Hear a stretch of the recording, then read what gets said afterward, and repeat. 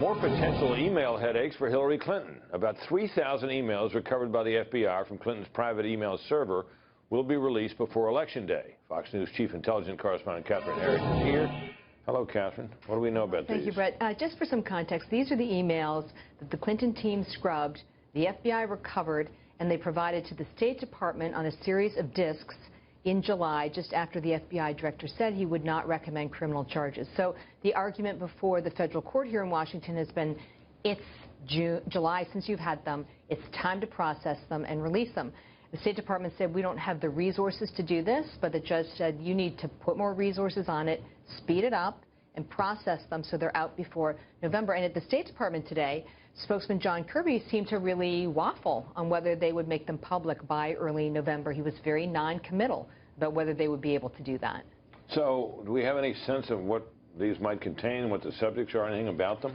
Well, I think what we can expect is a lot of duplication from records that are already out there. Critics will say it's evidence that she did destroy government-related records in the emails. Others will say, look, there's nothing here anymore. You have to keep driving. There will be some Benghazi records, but what we know is that almost all of them are duplicates. But for those who feel that records laws were broken, it will be more evidence that, in fact, they were broken because of the thousands of records that were recovered and eventually released leading up to the election.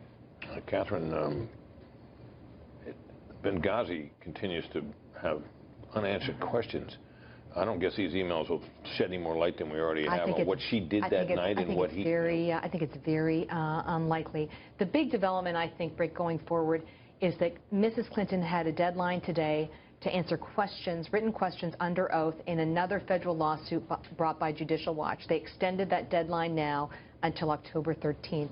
And this is important because this is under oath answers to questions about why she set it up and how she set it up and whether it was an effort to skirt the records laws. This will now be public just 3 weeks before the election. So they it's like your homework. You get an extension, but you still got to do the project. And that's what you're looking at right here. End of the term, Yeah, right. exactly. Catherine, thanks very much.